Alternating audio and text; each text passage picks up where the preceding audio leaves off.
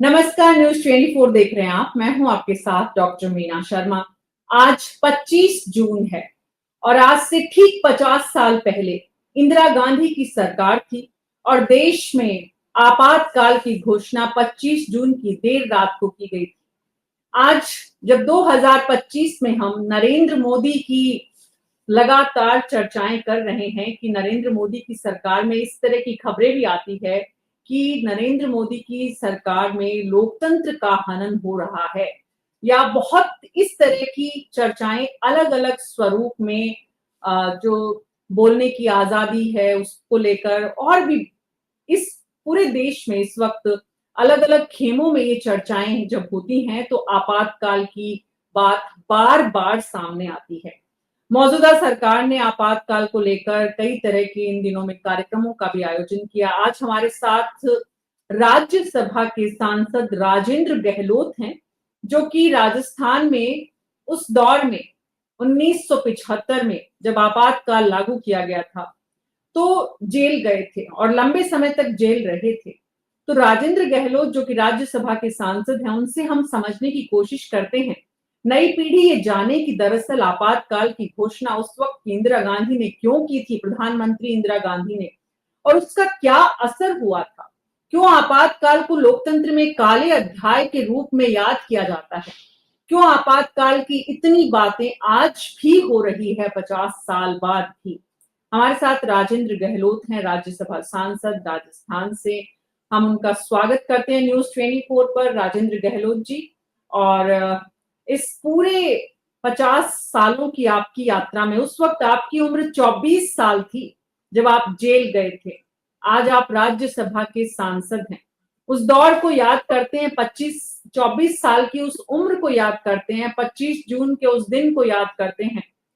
कैसे आज के युवा जो है, आज की जो नई पीढ़ी है, उसे कुछ नहीं मालूम है। 50 साल पुरानी उस घटना का जब आज हम चर्चा करते हैं, जिक्र करते हैं, तो नई पीढ़ी किस रूप में जाने आपातकाल को। नई पीढ़ी को आपातकाल के बारे में जानना क्यों जरूरी है, क्योंकि इस वक्त भी बहुत ज्यादा हम लगातार सुन रहे हैं कि आपातकाल में कांग्रेस ने इस तरह से किया, ये किया, वो किया, बहुत तरह की बातें आ रही हैं। राजेंद्र गहलोत जी, स्वागत है आपका न्यूज 24 पर, हमें समय देने के लिए। और हमारी युवा पीढ़ी को, नई पीढ़ी को सबसे पहले आपसे यही जानना है कि आपातकाल के बारे में जब वो सुने तो क्या समझें। नमस्कार। 25 जून 1975 की अर्धरात्रि को देश में इमरजेंसी घोषित कर दी गई। इमरजेंसी घोषित करने के एक कारण यह है कि प्रधानमंत्री श्रीमती इंदिरा गांधी जी के विरोध में इलाहाबाद हाई कोर्ट का फैसला आया, उसमें उनका चुनाव रद्द कर दिया गया। चुनाव रद्द करने के पीछे कारण यह रहा सरकारी तंत्र का दुरुपयोग, और इसके कारण 6 वर्ष तक वो चुनाव लड़ने के लिए अवैध घोषित कर दिया गया था। दूसरा कारण यह था 1971 के चुनाव में इंदिरा गांधी जी ने गरीबी का नारा लगाया, और गरीबी के नारे के साथ उनको जो गरीबों के लिए कल्याणकारी योजना का जो लाभ मिलना चाहिए था वो नहीं मिला, और जिसके कारण देश के अंदर एक असंतोष था, जिसके कारण हम देखेंगे गुजरात के अंदर नवनिर्माण समिति का आंदोलन प्रारंभ हुआ, और उस आंदोलन के कारण वहाँ की सरकार को भंग किया गया। उस आंदोलन में जो युवाओं का आंदोलन थे हो रहा था, उसका संचालन भी आज हमारे जो प्रधानमंत्री हैं आदरणीय नरेंद्र मोदी जी युवा नेतृत्व के रूप में कर रहे थे। इसके बाद में हमने देखा कि उसके बाद में बिहार के अंदर लोकनायक जयप्रकाश जी के नेतृत्व के अंदर संपूर्ण क्रांति आंदोलन शुरू हुआ। युवाओं में बेकारी, बेरोजगारी, महंगाई और भ्रष्टाचार को लेकर रोष था। उस रोष के कारण सारे देश के अंदर ये आंदोलन तेजी के साथ फैला, और सारे युवा उसके साथ जुड़े। राजस्थान में भी संपूर्ण क्रांति आंदोलन का संयोजक मैं था। हमने देखा कि युवाओं के अंदर बड़ा उत्साह था। इन सारी समस्याओं के समाधान के लिए संपूर्ण क्रांति हमारा नारा है, उसको लेकर हम आगे बढ़े। इस जी बीच में बोले पूरी करिए।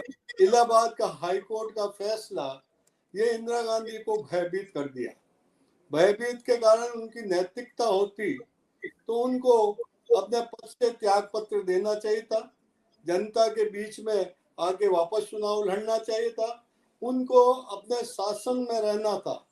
इसलिए उन्होंने इमरजेंसी का लगाकर देश में ऐसा माहौल खड़ा कर दिया कि 25 तारीख की रात को, 25 जून की रात को जो इमरजेंसी लगी, तो देश के राष्ट्रीय नेता आदरणीय जयप्रकाश नारायण जी, सम्मान्य अटल बिहारी वाजपेयी जी, सम्मान्य लाल कृष्ण आडवाणी जी, सम्मान्य राजमाता विजयराज सिंधिया जी, सम्मान्य जॉर्ज फर्नांडिस जैसे अनेक नेताओं में, और हमारे राजस्थान के आदरणीय भैरव सिंह जी शेखावत, सतीश चंद्र अग्रवाल, ललित किशोर चतुर्वेदी, हमारे जोधपुर के दामोदर जी बंग, हीराचंद जी बोरा, हमारे जैसे अनेकों लोगों को जेल में डाला गया। और लोगों को इस बात के लिए कि ना उस समय इतना भय का और दमन का वातावरण था, आम व्यक्ति अपने आप को भयभीत महसूस कर रहा था। इसमें कोई इसमें सुनने वाला नहीं था।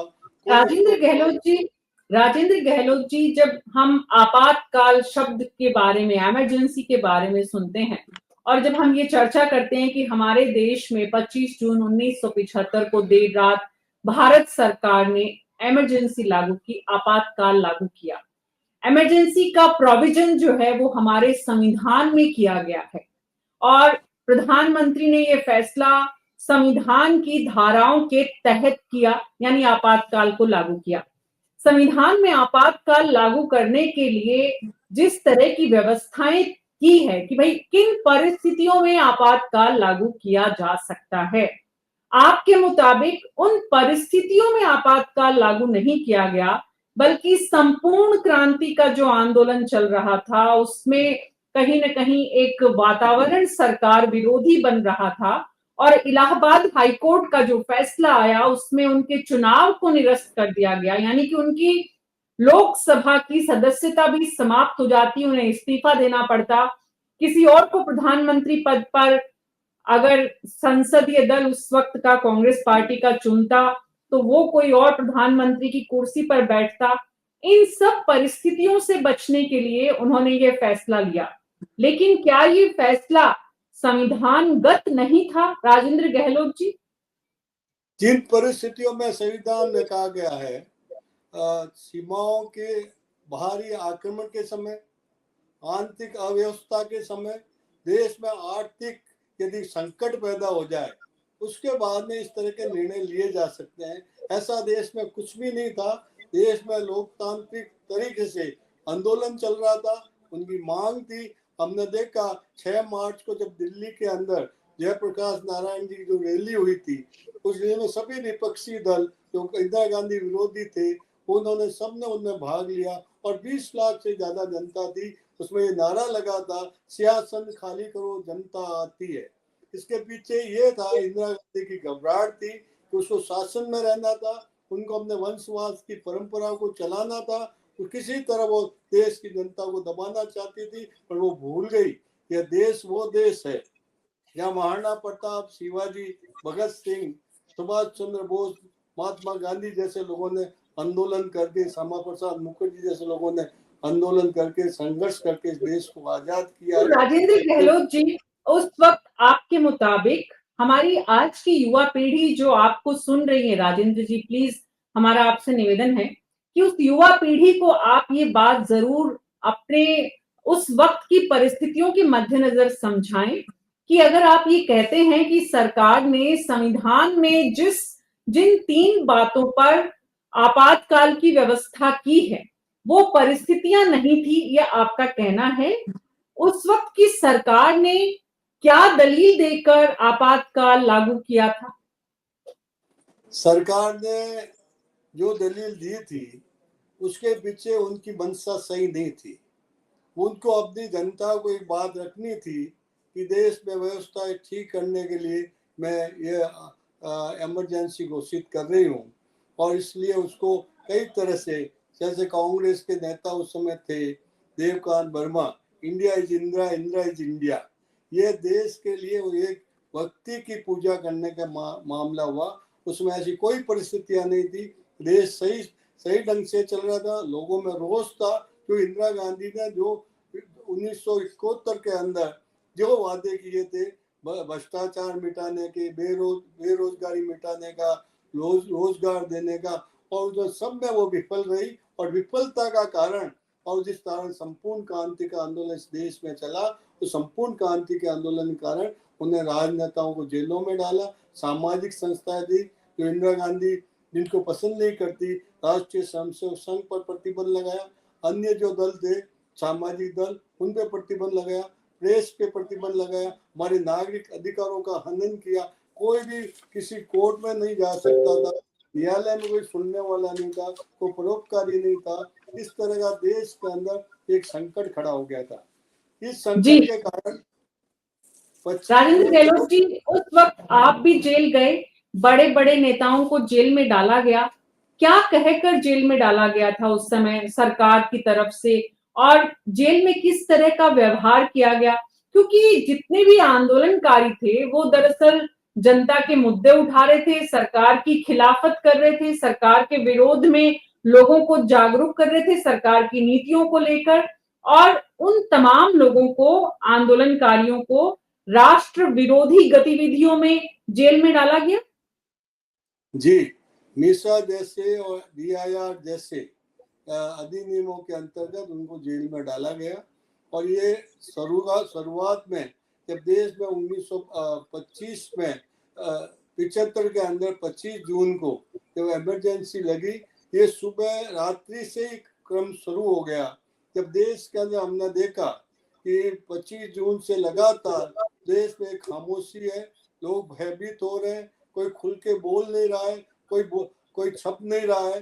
तो हमारे देश के राष्ट्रीय नेताओं ने यह तय किया, नानाजी देशमुख के नेतृत्व के अंदर, कि हमें देश के अंदर ये मौन भंग करना चाहिए। भय से जो पीड़ित लोग हैं उनको लोकतंत्र की पुनः स्थापना के लिए हमको संघर्ष करना चाहिए। ये एक तारीख तय की गई। ये तारीख ये तय की थी 30 जून को, ये तय किया गया था कि हम सब मिलके 15 जुलाई को पूरे देश के अंदर, देश के प्रत्येक जिले मुख्यालय पर हम ये सत्याग्रह करेंगे, एक व्यक्ति सत्याग्रह करेंगे। उस दिन दिल्ली के अंदर लाला हंसराज गुप्त जो दिल्ली के महापौर रहे हैं, उन्होंने अपना सत्याग्रह किया। जोधपुर के अंदर हमारे शंकर राज जी लोढ़ा ने सत्याग्रह किया। तो 16 तारीख को घनश्याम छंगानी जी ने किया। और 17 तारीख को जब मुझे आदेश मिला कि आपको भी सत्याग्रह करना है, तो मैंने जुलूस निकाल कर सत्याग्रह किया। सत्याग्रह के पीछे ये कारण था कि हम भय मिटाएं लोगों में से, लोगों को ये लगे। और उसी दौरान आपको जेल जाना पड़ा। जब मैं सत्याग्रह कर रहा था उस समय कई सोस्ती गेट्स जोधपुर का चौराहा था, अनेकों अच्छी संख्या में भीड़ हो गई थी। उस भीड़ में हमको पुलिस ने घसीट कर अपनी गाड़ी में डाला। हमने कहा, सर पड़ोसी की तमन्ना हमारे दिल में है, देखना है जोर कितने बाजी कातिल के बाजू में है। इस तरह का हमने वो आह्वान करते हुए कहा, इंदिरा गांधी दमन देख लिया और देख लेंगे, कभी झुकेंगे नहीं, लोकतंत्र की पुनः स्थापना करेंगे। इसके संकल्प के साथ हमने उस शब्द में गिरफ्तारी दी। मेरी गिरफ्तारी से पूर्व एक घटना घट गई थी। हमारे पास उस समय जनता को सूचना करने के लिए कोई तंत्र नहीं था। तंत्र एकमात्र था, साइक्लो स्टाइल से हम निकालते थे, जिसका नाम था चिंगारी। वो सुबह जल्दी 4-5 बजे हम लोगों के घरों में, दुकानों में, सरकारी कार्यालयों में डालते थे। उस दिन हमारा एक कार्यकर्ता जो किशोर अवस्था का कार्यकर्ता घनश्याम डागा था, उस घनश्याम डागा ने पत्र बांटते हुए गिरफ्तार होगा। वो 17 जुलाई की सुबह गिरफ्तार हुआ। दिन में मुझे सत्याग्रह करना था, उसके साथ वहाँ पिटाई हो रही थी। मैंने पुलिस अधीक्षक को कहा, इसे आप क्यों पिटाई कर रहे हो, इस बालक का कोई दोष नहीं, दोष है तो हमारा है। उस समय वो हमारे साथ भी उन्होंने जिस तरह यातनाएं दी वो मैं अपने मुंह से नहीं कह सकता। उस यातना चाहे अंग्रेजों ने भी पराई गुलाम होने के बाद भी इतनी यातना नहीं दी होगी, उतनी यातना हमको दी गई, परंतु हमने हमारा संकल्प यह था लोकतंत्र की पुनः स्थापना करना है। उस स्थापना के लिए हमने लगातार बड़ा आंदोलन चला, जो आंदोलन राजेंद्र गहलोत जी, आपने बताया इंदिरा गांधी की सदस्यता समाप्त हो सकती थी, उस आदेश के बाद उनका पद जा सकता था, इसलिए उन्होंने अपनी कुर्सी बचाने के लिए आपातकाल लागू किया। लेकिन जो देश भर में आप जो जेलों के भीतर जिस तरह की बातें बता रहे हैं, उसकी क्या वाकई में उस वक्त जरूरत थी? और पूरी पुलिस मशीनरी ने वैसा व्यवहार क्यों किया? आप ये बता सकते हैं कि दरअसल जो सत्ता बचाने के लिए जो भी प्रयास हुआ और जेलों में डाल भी दिया गया, लेकिन जेलों के भीतर आप सब जो भी जितनी भी बड़ी संख्या में लोग थे और बड़े-बड़े लोग थे, बड़े-बड़े नाम थे, आंदोलनकारी थे, उस वक्त के नेता थे, विपक्ष में रहने वाले लोग थे, इन सबको जेल में डालना एक हद तक सरकार की मंशा को समझाता है, लेकिन जेल के भीतर यातनाएं क्यों दी गई और किस तरह की दी गई, वो जरा बताइए। जब देश के अंदर आतंक और दमन की बात चलती है, इंदिरा गांधी तानाशाही हो गई थी। उन्होंने लगा कि दमन के रास्ते चलकर मैं इनका मुंह बंद कर सकती हूँ। इंदिरा गांधी को ध्यान नहीं था कि राष्ट्रीय स्वयंसेवक संघ के कार्यकर्ता हैं, भारतीय जनसंघ के कार्यकर्ता हैं, जिन्हें भारतीय जनसंघ के संस्थापक आदरणीय श्यामा प्रसाद मुखर्जी ने कश्मीर और राष्ट्रीय एकता के लिए अपना बलिदान कर दिया, उसके वो सिपाही हैं। उनके दमन से वो दबने वाले नहीं थे, परंतु उनके यह भ्रम था कि मैं जितना जोर जुल्म करूंगी, दमन करूंगी, उत्पीड़न दूंगी, अत्याचार करूंगी तो लोग दब जाएंगे, आवाज बोलेंगे नहीं। पर ये देश वो देश है जो हत्या, दमन, अत्याचार और उत्पीड़न से दबने वाला नहीं है। वो अपनी खुल के बात की। हमारा आंदोलन प्रारंभ हुआ, आंदोलन की सफलता मिली। 15 जुलाई से 30 जुलाई तक ये आंदोलन चला। 1 अक्टूबर से लेकर 21 मार्च तक, जब तक आपने इमरजेंसी नहीं हटी, पुनः स्थापना नहीं, जब तक हमारा आंदोलन चलता रहा। इसलिए हम कह सकते हैं देश की जनता ने, जिन्होंने देश पे तानाशाही घोषित करने की कोशिश की, लोकतंत्र की हत्या करने की कोशिश की, वह देश की जनता ने चुनाव में इंदिरा गांधी और उनके सारे पार्टी को धूल चटा दी, उनको पूरे उत्तर भारत से साफ कर दिया। ये मैं कह सकता हूँ भारत की जनता सदैव लोकतंत्र के साथ थी। जी, निश्चित रूप से जनता ने उसी के बाद होने वाले चुनाव में 77 में कांग्रेस और इंदिरा गांधी दोनों को आपातकाल का जिस तरह से उन्होंने लागू किया था, उसके रूप में जनता ने बता दिया कि वो सही नहीं थी, वो गलत थी, सरकार ने सही नहीं किया। लेकिन राजेंद्र गहलोत जी, आपातकाल की जब चर्चाएं होती हैं तो बहुत सारी ऐसी बातें भी बताई जाती हैं जो एक डिसिप्लिन उस वक्त की व्यवस्था में आया, ब्यूरोक्रेसी, समय से दफ्तर पहुंचने लगे लोग, और रेल, सारी ट्रेनें वक्त पर चलने लगी, और भी ऐसी बहुत सारी बातें बताई जाती हैं। कहते हैं कि आपातकाल की वजह से व्यवस्थाएं दुरुस्त हुई। देखिए, यदि इंदिरा गांधी का सुशासन होता तो शासन चलाने वालों को ये सारी व्यवस्था अनुशासन के अनुसार चलानी चाहिए। भय का डंडा चलाकर, भय का आतंक का माहौल बनाकर यदि आप इस तरह की व्यवस्था लागू करते हो तो भय के कारण ऐसी व्यवस्था हमें नजर नहीं आ रही थी। नजर ये आ रहा था कोई भारत माता की जय बोल रहा हो, चाहे वंदे मातरम बोल रहा हो, उस व्यक्ति को पकड़ के जेल में डाल दो। ये वातावरण था जो आप कह रहे हैं, ये माहौल बनाया गया था। इस माहौल में बनाने के बाद आपने देखा 1977 के चुनाव के अंदर जो हम जेल से बाहर निकले, उस बार जनता का हुजूम हमारे साथ सामने खड़ा हो गया और जनता ने हमें किस तरह का आशीर्वाद दिया। उसमें इंदिरा गांधी को पूरे भारत से साफ कर दिया, कांग्रेस को साफ कर दिया, क्योंकि जनता ये जानती थी कि इंदिरा गांधी जो कुछ कर रही है अपने स्वार्थ के लिए कर रही है। हमारे प्रधानमंत्री अपने पद पे रहने के लिए काम कर रहे हैं। आज यदि देश राजेंद्र गहलोत जी, लंबा चला आंदोलन और लंबे समय तक आप लोग जेल में रहे, बड़ी संख्या में नेतागण जेलों में रहे, बड़े लोग जेलों में रहे, और आपने कहा जेल में बड़ी-बड़ी अलग-अलग तरह की यातनाएं भी दी गई जो आप यहाँ पर बता नहीं सकते हैं, बताना चाहते नहीं हैं। लेकिन इतनी यातनाओं के बीच में इतना लंबा समय कैसे निकला?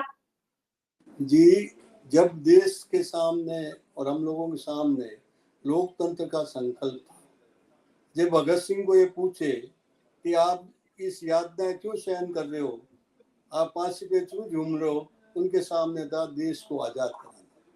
हम लोगों के सामने एक बड़ा लक्ष्य था, देश के अंदर पूर्ण लोकतंत्र की स्थापना करना है।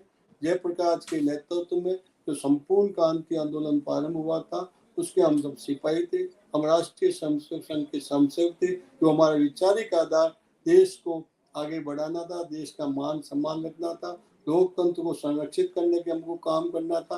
और भारतीय जनसंघ के अब सारे नेता, चाहे अटल बिहारी वाजपेयी से लेकर भैरव सिंह जी शेखावत तक हो, वो सब लोकतंत्र के संरक्षण के लिए काम करते थे। ऐसी मानसिकता हमारी बनी हुई थी कि देश में पूर्ण लोकतंत्र स्थापना हम स्थापित करना है, चाहे हमारा बलिदान क्यों नहीं हो जाए।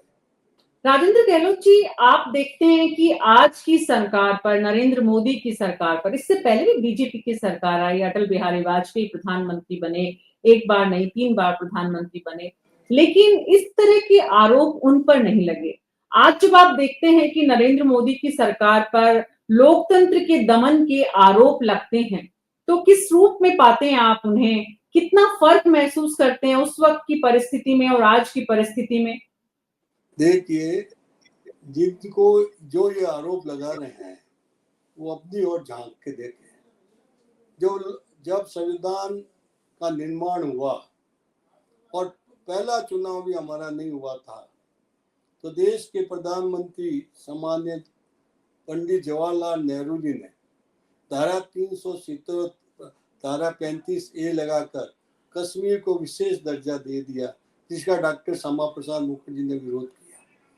चुनी हुई सरकारों को भंग करने के लिए पंजाब की 59 के अंदर पहली सरकार कांग्रेस विरोधी बनी थी, उसको 356 का दुरुपयोग करते उनको उस सरकार को पंडित नेहरू जी ने समाप्त कर दिया।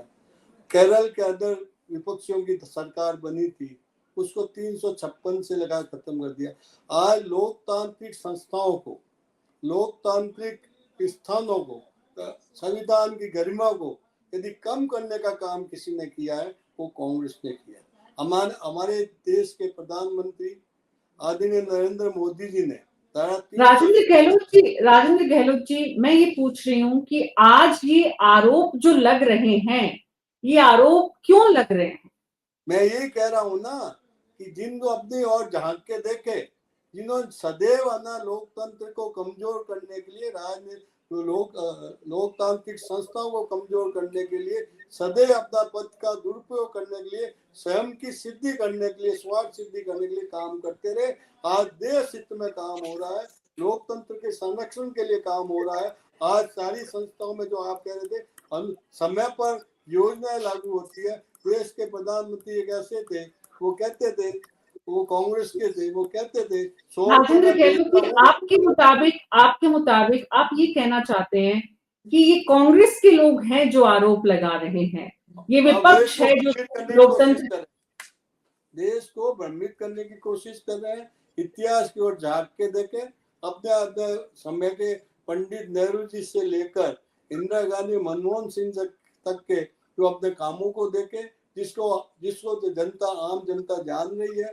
यदि वो देश के हित में काम नहीं कर सके, इसलिए वो देश को भ्रमित करने के लिए काम करें, उसको चाहे संविधान की कॉपी अपने जेब में लेके चले, उनको संविधान को पढ़ना चाहिए, संविधान के प्रति श्रद्धा रखनी चाहिए। संविधान में मैं कहता हूं कि आपने राजेंद्र गहलोत जी, एक बात हमें समझने की है कि आज की जो नई पीढ़ी है वो आज को देख रही है, उन्हें नहीं मालूम है कि 1975 से लेकर 77 तक क्या हुआ था। आप आज के बच्चों को, नई पीढ़ी को लोकतंत्र की अहमियत बताने के लिए 50 साल पुराना उदाहरण देकर समझाएं कि भाई आपने क्या किया था, वो कितना सही है। आज लोकतंत्र के हनन का आरोप लगना उस उदाहरण के साथ भी काउंटर करना आपके द्वारा, बीजेपी के द्वारा, संघ के द्वारा कितना सही है? देखिए, ये इतिहास साक्षी है कि धारा 356 का दुरुपयोग किया गया, धारा 370 विशेष अधिकार क्यों दिया गया, और उसके साथ अपने पिछड़े वर्ग को आरक्षण देने के लिए काका कालेलकर की रिपोर्ट बनी थी। इसमें रिपोर्ट पंडित नेहरू जी को 58 के अंदर दे दी गई थी। उस रिपोर्ट को लाल बस्ते में बांध के रख दिया, और उसके बाद मंडल आयोग की रिपोर्ट बनी थी, वो इंदिरा गांधी जी ने बांध के रख दी। जिस तरह का संविधान का दुरुपयोग करना, लोगों के जन कल्याणकारी कामों को पूरे समय पर पूरा नहीं करना, और जब कामों को जब आज हमारे देश के प्रधानमंत्री जनहित के अंदर, चाहे किसानों को सम्मान राशि हो, गरीब कल्याण के कार्यक्रम हो, उन सबको लेके जब चल रहे हैं, उनको लगता है कि आज देश आगे बढ़ रहा है। आज हम विकसित भारत का जो संकल्प लेके चल रहे हैं, उस विकसित भारत के अंदर हम देश आज दुनिया में हमारे अच्छे स्थान पर पहुंचा है। इसलिए मैं कह सकता हूँ कि उन्होंने जनता को भ्रमित करने की कोशिश की थी। हमने पिछले चुनाव में की गई थी, और तीसरी बार मोदी जी और भारतीय जनता पार्टी को जनता का आशीर्वाद मिला। इसलिए मैं कह सकता हूँ कि संविधान की कॉपी लेके चलते हैं, संविधान के प्रति। राजेंद्र गहलोत जी, जब आप स्वतंत्रता सेनानी कहते हैं एक तरह से उन लोगों को जो 1975 में जेल गए, देश के लिए मर मिटने की बात करते हैं, और फिर आप जेल गए इसलिए पेंशन भी लेते हैं, ये विरोधाभास नहीं है? देखिए, ये हम पेंशन नहीं ले रहे हैं, ये सरकार ने सम्मान राशि के रूप में हमारा सबका सम्मान करने के लिए दिए गए हैं। आप उस समय, जिस समय हम जेल में गए, जिस समय देश का वातावरण था, उसमें हम ये कभी सोच के नहीं आ रहे थे कि हम जेल से बाहर भी आएंगे और हमें इस शासन को बदल पाएंगे, परंतु शासन बदला, और हमने किसी ने मांग नहीं की है।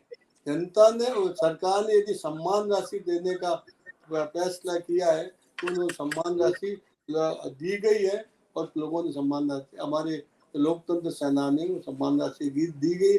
जैसे स्वतंत्रता संग्राम के सेनानियों को सम्मान राशि मिल रही है, वैसी सम्मान राशि लोकतंत्र सेनानियों को भी मिल रही है। राजेंद्र गहलोत जी, आपका राज्यसभा में पहुंचना क्या उस वक्त जेल जाने के इनाम जैसा है? नहीं, मेरा जीवन में संघर्ष भरा जीवन है। मैं 65 से लेकर आज तक है ना, राजनीति में हर क्षेत्र में सक्रिय रहा हूँ। जनता के बीच में समस्याओं के समाधान के लिए हमेशा संघर्ष करता रहा हूँ, अन्याय के खिलाफ हमेशा लड़ता रहूँ। क्या हमारे चाहे संगठन के अंदर, चाहे युवा मोर्चा के अध्यक्ष, प्रदेश अध्यक्ष के रूप में, चाहे पार्षद के रूप में, चाहे विधायक के रूप में, चाहे मंत्री के रूप में, अब सांसद के रूप में, जो समस्याओं के समाधान के लिए मैं काम करता रहता हूँ, अन्याय के खिलाफ संघर्ष करता हूँ, और संगठन के लिए कार्य कर रहा हूँ, करता रहूंगा। ये तो हमारे राष्ट्रीय नेताओं का वो धन्यवाद दूंगा, उन्होंने मुझे अवसर प्रदान किया, और उसके लिए राज्यसभा के सांसद के रूप में आप अपने आप को देखते हैं, क्या करना चाहते हैं आप राजस्थान के लिए, और क्या अपनी उपलब्धि मानते हैं आप सांसद बनकर आपने क्या कुछ ऐसा किया जिससे संतुष्टि होती है? देखिए, मैंने राजस्थान के जितने केंद्र में विचाराधीन मामले थे, उसके संबंध में पत्र व्यवहार भी किया, समय समय पर राज्यसभा में सदन में भी उठाया, और मुझे इस बात की खुशी है कि जल समझौते हमारे राजस्थान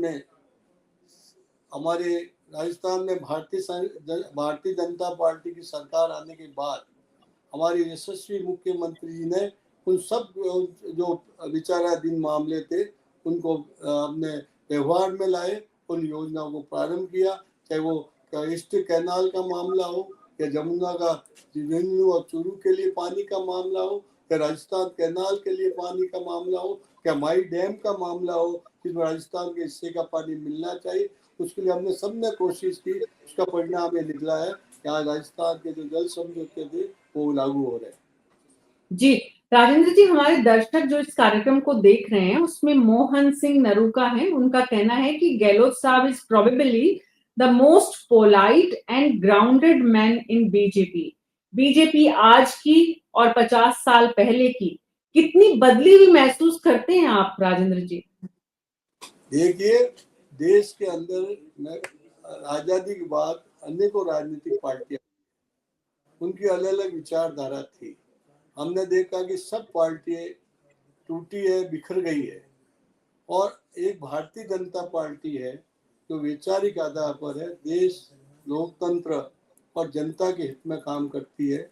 इसलिए लगातार समय में भारतीय जनता पार्टी सामूहिक निर्णय के आधार पर देश को आगे बढ़ा रही है। इसलिए समय समय पर जो देश हित में नीतियां होती है, उन नीतियों का हम सब मिलकर पालन करते हैं, क्योंकि हम वैचारिक राजनीतिक दल के सदस्य हैं, और सदस्य होने के नाते देश हित में जो भी जनहित में जो हमारे सामने समस्या आ रही है, उसके जब आप समाधान। राजेंद्र गहलोत जी, जब आप वैचारिक की बात करते हैं, तो क्या आप महसूस करते हैं कि आज बीजेपी उसी विचारधारा के साथ बनी हुई है जहां से जन्म हुआ था, या वक्त के साथ बहुत कुछ बदल गया है बीजेपी में? 21 अक्टूबर 1951 में जनसंघ की स्थापना हुई थी। जनसंघ से जो हमारी यात्रा प्रारंभ हुई, उस समय हमने जो कहा, कश्मीर में एक प्रधान, एक विधान, एक निशान नहीं रहना चाहिए, और उसके लिए हमारे डॉक्टर श्यामा प्रसाद मुखर्जी ने जो सत्याग्रह किया, उनका बलिदान हुआ, उस बात को लेकर हम समय समय पर हर चुनाव में वो बात उठाते रहे। और जब हमें अवसर मिला तो हमारे देश के प्रधानमंत्री जी ने उस बात को लागू किया, धारा 370 रखी।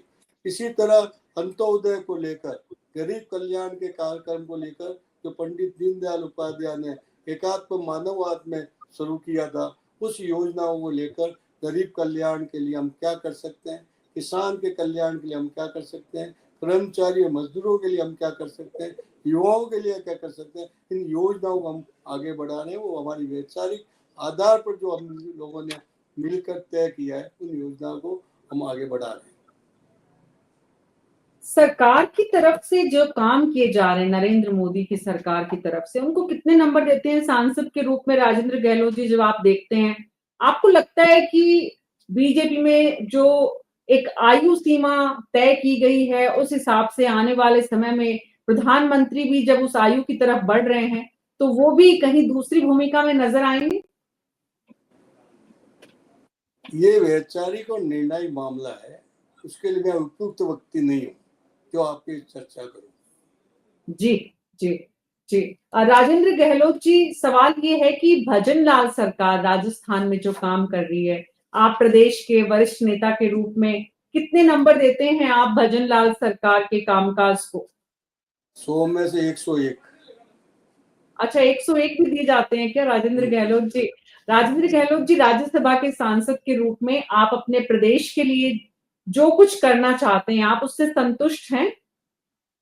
केंद्र सरकार और राज्य सरकार दोनों मिलकर प्रदेश के विकास के लिए विकसित भारत का जो संकल्प है, उसको पूरा करें। आपने देखा होगा राजस्थान की सड़कें और जो हाईवे हमारे हैं, किस तरह से अच्छे हाईवे बन गए हैं। अन्य प्रदेशों की तुलना में हमारे हाईवे सबसे अच्छी सड़कें हैं। रेलवे की दृष्टि से, रेल के जिस तरह से हमारे अमृत स्टेशन बन रहे हैं, नई रेलवे लाइनें लग रही है, डबलीकरण हो रहा है, जैसे पुष्कर से मेड़ता वाली नई लाइन बनने जा रही है। इसलिए हम कह सकते हैं कि रेलवे की दृष्टि से और अपनी सड़कों की दृष्टि से, पावर की दृष्टि से, नवीन ऊर्जा के नाम पर आज हमारी अनेकों योजनाएं चल रही है। हमारे प्रदेश के मुख्यमंत्री आदरणीय भजन लाल जी इस ओर सक्रिय होकर हमेशा योजना जो लागू हुई है उसका मूल्यांकन करते हैं, इसका कितना लाभ मिलने वाला है और कब मिलेगा, और उसके लिए हमेशा सदैव सक्रिय रहकर काम कर रहे हैं। उनकी पूरी सरकार राजेंद्र गहलोत जी, 1951 से जनसंघ से आज 2025 तक की जो बीजेपी है, समय दर समय जो बहुत बदली है, क्या आप महसूस करते हैं कि राजस्थान सरकार और राजस्थान सरकार का चेहरा भी उस बदलती बीजेपी का प्रतीक है? देखिए, जहाँ जो वैचारिक और कमिटेड संस्थाएं होती है, उसमें परिवार में भी आप देखेंगे कि पिता के बाद पुत्र वो अधिकार परिवार और व्यापार का काम संभालता है। जब जिस पार्टी सक्रिय है, जहाँ जन जनता से जुड़ी हुई पार्टी है, विचारधारा के आधारित पार्टी चलती है, तो हर कार्यकर्ता को इस बात का विश्वास होता है कि एक बार मुझे अवसर मिलेगा। इसलिए जब हमारी संस्था मजबूती से आगे बढ़ रही है, इसलिए मैंने पहले ही आपको कहा, हम विचारधारा आधारित लोग हैं। हम जिस विचारधारा से जो हम मिलके जो तय करते हैं वो आगे बढ़ाते हैं। दूसरी पार्टी जो क्षेत्रीयवादी पार्टी है, तो अपने वंशवादी है, परिवारवादी पार्टी है, वो खुद निर्णय लेती है। इस कारण वो समय समय पर स्वार्थ के कारण टूटती भी है और अपने समाज, और इस कारण भारतीय जनता पार्टी एक पार्टी ऐसी है 1951 से लेकर आज तक वो मजबूती के साथ यात्रा के साथ आगे बढ़ी है, कभी उसमें टूटन नहीं आई है। पार्टी के वरिष्ठ सदस्य होने के नाते राजेंद्र गहलोत जी, पार्टी के वरिष्ठ सदस्य होने के नाते आप सोचते हैं, महसूस करते हैं, चिंतन करते हैं कि राष्ट्रीय अध्यक्ष का नाम इतना समय क्यों लग रहा है? देखिए, मैंने कहा हम वैचारिक पार्टी के जो निर्णय लेने के लिए हमारी संसदीय समिति है, राष्ट्रीय कार्य समिति, राष्ट्रीय नेता है, उनके अनुरूप उनका प्रश्न है, मेरे लिए प्रश्न नहीं है। जी, राज्यसभा सांसद राजेंद्र गहलोत साहब, आपने हमें समय दिया न्यूज़ 24 को और आपातकाल की उन परिस्थितियों के बारे में बताया। आज आप राज्यसभा सांसद के रूप में जो काम कर रहे हैं, उससे जोधपुर और राजस्थान की जनता लाभान्वित हो और बीजेपी के बारे में जो कुछ आपने कहा है, जनसंघ से लेकर आज तक की बीजेपी समय के अनुरूप जो बदलती रही है, आज की नई पीढ़ी लोकतंत्र को बचाने में और आप जैसे वरिष्ठ नेताओं के साथ अनुभव जो है बीजेपी की नई पीढ़ी क्या उसी तरह से जितना आपके लिए कहा जाता है, जो हमारे दर्शक ने भी कहा राजेंद्र गहलोत जी, नई पीढ़ी उतनी संतुलित आप महसूस करते हैं? बड़ी जल्दी में है नई पीढ़ी, वो ठहराव की कमी आप महसूस करते हैं? पार्टी के नए कार्यकर्ताओं के लिए आप कोई संदेश देना चाहेंगे? भारतीय जनता पार्टी के कार्यकर्ता जो जब सदस्यता स्वीकार करता है, तो पंच निष्ठाओं के प्रति हम उनका ध्यान आकर्षित करते हैं और पंच निष्ठा के कारण वो कार्यकर्ता बनता है, उसको हम प्रशिक्षित करते हैं, वैचारिक उनका आधार बनाते हैं। उसी वैचारिक आधार पर वो धीरे धीरे अनुशासित मर्यादित कार्यकर्ता के रूप में हमारे पदाधिकारी बनता है और धीरे धीरे हमारा कार्यकर्ता, चाहे आज वो एक स्थानीय कार्यकर्ता हो या जिले का कार्यकर्ता हो या पहली बार का विधायक हो, वो मंत्री और मुख्यमंत्री भी बन सकता है, पहली बार का सांसद हमारा प्रधानमंत्री भी बन सकता है। ये वैचारिक आधार पर देश को समर्पित कर लोकतंत्र के संरक्षण के लिए हम हमारे उद्देश्य के लिए काम करते हैं, पर जो हमारे व्यक्तिगत कार्यों के लिए हम काम नहीं करते। इसलिए मैं कहता हूँ 25 जून 1975 से लेकर 21 जून 1977 तक लोकतंत्र की स्थापना के लिए जो हमारे कार्यकर्ता, जो हमारे उस लोकतंत्र सेनानी जो हमारे बीच में नहीं रहे, उनको मैं श्रद्धांजलि अर्पित करता हूँ, उनका स्मरण करता हूँ। देश उनको धन्यवाद दे रहा है। जो आज सेनानी हमारे साथ हैं, उनका मैं सबका अभिनंदन करता हूँ। हम सब मिलकर लोकतंत्र के संरक्षण के लिए, देश की मजबूती के लिए, विकसित भारत के संकल्प को पूरा करने के लिए काम करेंगे। बहुत बहुत शुक्रिया राजेंद्र गहलोत जी, न्यूज़ 24 से बातचीत करने के लिए, ये जानकारियां हमारे साथ साझा करने के लिए। लोकतंत्र के संरक्षण के लिए आप जैसे नेता लगातार अपना योगदान देते रहेंगे। और एक बात और राजेंद्र जी, जो बहुत बड़ी चर्चाओं में है, वो मैं एक सवाल आखिरी और आपसे लेना चाह रही हूँ कि संघ और बीजेपी में सब कुछ ठीक नहीं है, इस तरह की खबरें भी बहुत आती हैं। इनमें कितनी सच्चाई है? क्या कुछ हो रहा है? हम सब मिलके भारत माता की आराधना करते हैं। तेरा वैभव अमर रहे माँ, हम दिन चाह रहे न रहे। भारत माता के लिए हमेशा यही प्रार्थना हम करते हैं। इसलिए ये सिर्फ प्रेस और कुछ भ्रम फैलाने की बात है। हम देश की मजबूती के लिए, भारत माता का गौरव बढ़ाने के लिए, जनता के कल्याण के लिए जो अवसर मिला है, जन कल्याण के कामों में लगकर हम काम इस देश में मजबूती को आगे बढ़ाएंगे। बहुत बहुत शुक्रिया न्यूज़ 24 पर समय देने के लिए, हमसे बातचीत करने के लिए। तो राजेंद्र गहलोत जो उस वक्त आपातकाल की परिस्थितियों में जेल गए थे। उन्होंने बताया कि किस तरह के हालात थे, क्यों जेल जाना पड़ा, किस तरह का उस वक्त माहौल था, आज उसमें कितना फर्क है और उसे क्यों काले अध्याय के रूप में याद किया जाता है, किस तरह की परिस्थितियां थी। नई पीढ़ी जो जानना चाहती है दरअसल कि आपातकाल क्यों लागू किया गया था, उस बारे में भी राजेंद्र गहलोत जी ने बताया। और ज्यादा जानकारी के लिए न्यूज़ 24 पर आप अपडेट्स के लिए हमारे साथ बने रहिए। अभी मेरे साथ इतना ही। नमस्कार।